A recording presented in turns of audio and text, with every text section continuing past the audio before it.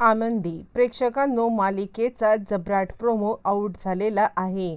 मुळातच आता इकडे आनंदीच्या हळदीच्या दिवशी खूप मोठं कारस्थान करण्याचा विद्याधरने प्रयत्न केलाय, पण तो प्रयत्न हाणून पाडत युगंधरने खूप मोठा निर्णय घेतलाय। नक्की काय झालंय इथेच आता आनंदी आणि युगंधर यांच्या आयुष्याला खूप मोठी कलाटणी मिळताना आपल्याला दिसत आहे। सगळं काय घडलंय छोटूसा व्हिडिओ शेवटपर्यंत।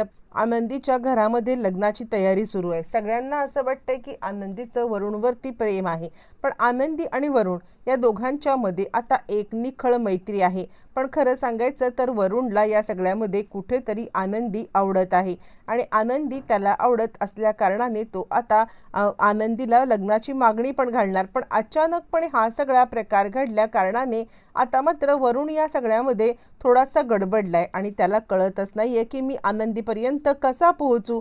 पण त्याच वेळेला इकडे आता विद्याधरला समजलेलं आहे की आनंदीचं लग्न त्याच मुलाशी होतंय आणि त्यानंतर मग आता विद्याधरने प्लॅन केलाय, ठीक आहे लग्न तर होऊ दे, पण हळदीच्याच दिवशी आता आनंदीला उचलून एक दिवस जर का गायब ठेवलं ना तर मात्र सगळ्यांनाच अक्कल ठिकाणावरती येईल आणि आता त्यानंतर आनंदी या सगळ्यामध्ये कोणाला तोंड दाखवायला जागा उरणार नाहीये आणि त्यानंतर मग हे पण लग्न मोडेल आणि रात्रभर ती विद्याधर निंबाळकर याच्यासोबत होती म्हटल्यावरती गावातला कोणीही पोरगा तिच्यासोबत लग्न करायला तयार होणार नाहीये।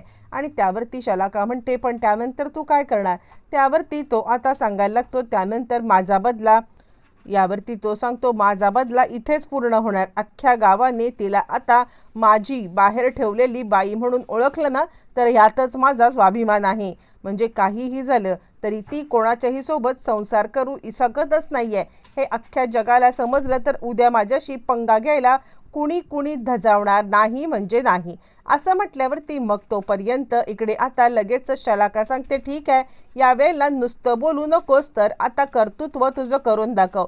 आणि यावरती मग आता विद्याधर म्हणतो तुला काय माझ्या कर्तृत्वावरती शंका आहे का, बघ यावेळेला काय करणार आहे ते मी। असं म्हणत विद्याधरने खूपच मोठा आता इकडे हे केलेलं आहे आणि त्याच रात्री आनंदीची हळद सुरू आहे। आनंदीच्या हळदीच्या दिवशी आता आणि त्यानंतर शलाका सांगायला लागते माझी काही तुला मदत हवी असेल ना तर मात्र सांग। त्यावरती तो सांगतो त्या वेळेला जे मला लागेल ती मदत तुम्ही दोघांनी करायची। हां फक्त प्रत्येक गोष्ट तिकडे काय घडते अगदी खडा न खडा मला आता सगळं सांगत राहायचं, जेणेकरून या सगळ्यामध्ये मला आता तिथल्या अपडेट मिळत राहतील।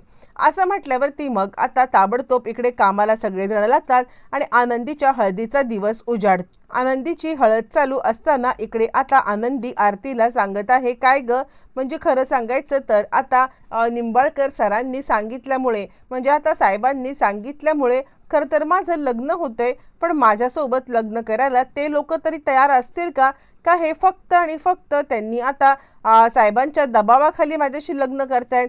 यावरती आरती म्हणते अगं तुझ्यासारखी मुलगी जर का बायको म्हणून मिळत असेल तर कोण नको सांगेल। आणि त्यावरती मग आता आनंदी म्हणते हो पण नक्की खरंच असं आहे का। आरती म्हणते अगं तू उगाच स्वतःला त्रास करून घेऊ नको, सगळं काही ठीक होणार आहे। तितक्यातच आता लाईट्स ऑफ झालेले आहेत। लाईट्स ऑफ झाल्यावरती मग आता सगळेजण घाबरत आहेत आणि आता काय झालं असेल, कारण कुठेतरी या सगळ्यामध्ये विद्याधर काहीतरी महाभयंकर खेळी खेळू शकतो याची कल्पना सगळ्यांनाच आहे आणि त्यामुळे सगळेच थोडेसे गडबडलेले आहेत आणि काय करायचं नाही असा विचार करत आता त्यानंतर एक करत सगळेच जण बाहेर आता लाईट कशासाठी गेले का गेले हे पाहायला चाललेले असताना आनंदी मात्र आता एकटीच तिकडे आहे आणि त्याच वेळेला आता इकडे पिवळी साडी नेसून घुंगट घेऊन विद्याधर आलेला आहे आणि आनंदी मात्र आता कोण आहे असं म्हणत आहे आणि त्याच वेळेला विद्याधर हातामध्ये टॉर्च घेऊन सांगायला लागतोय कशी कुणासोबत तू आता लग्न करतेस ना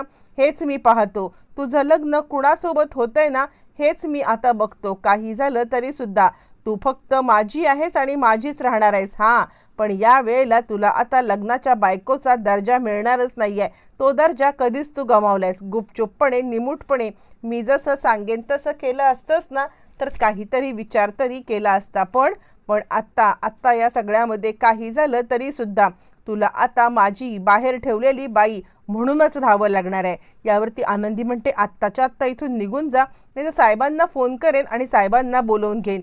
यावरती तो सांगतो साहेबांची धमकी कुणाला देतेस ग? नाही, तुझ्या साहेबाला घाबरत मी। काही झालं तरी आता मी त्याला कोणत्याही परिस्थितीमध्ये घाबरत नाहीये आणि मी कुणाला घाबरत नाही। काही झालं तरी आता तू फक्त आणि माझी बाहेरची बाई म्हणूनच राहशील, असं म्हणत तो आता खूप मोठा आकांतांडव करतोय।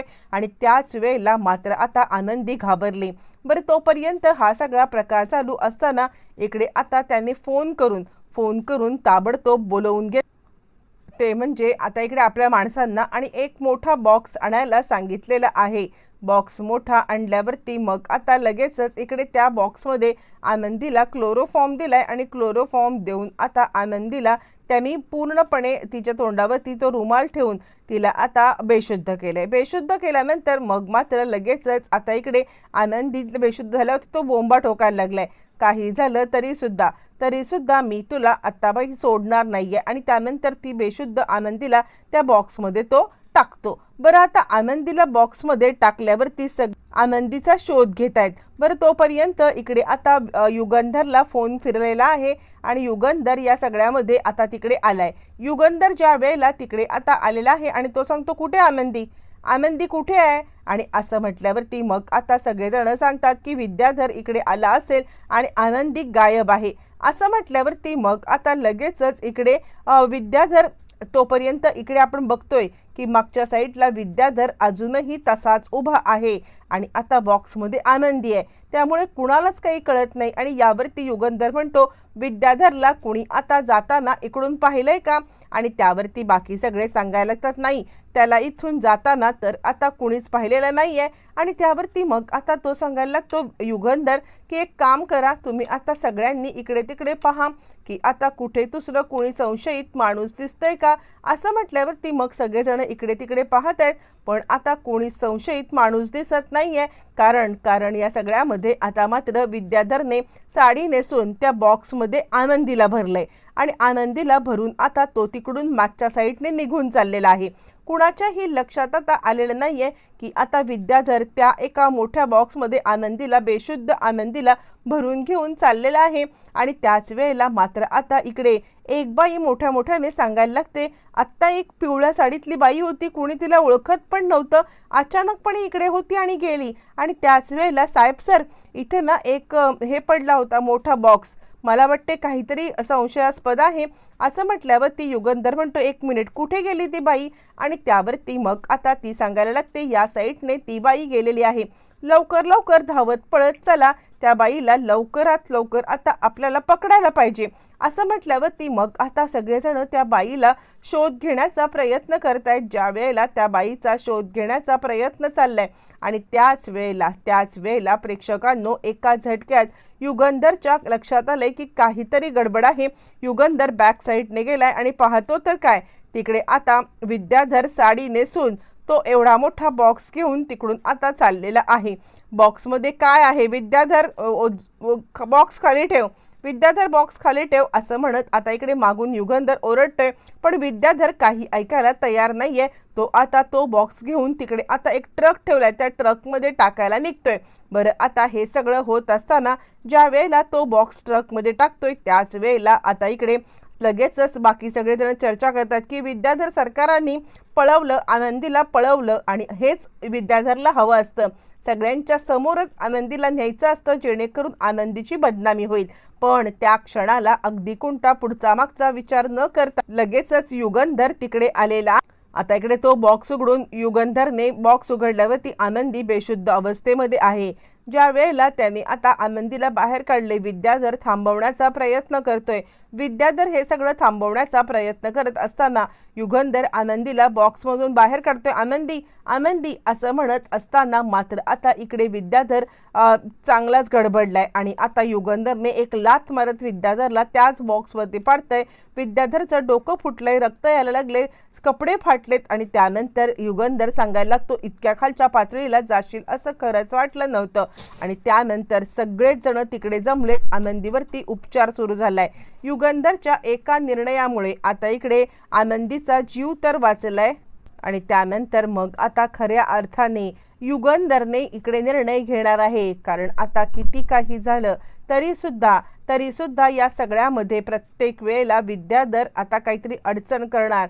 म्हणून आता युगंधर काय निर्णय घेणार, येणाऱ्या भागात सगळं पाहायला मिळणार.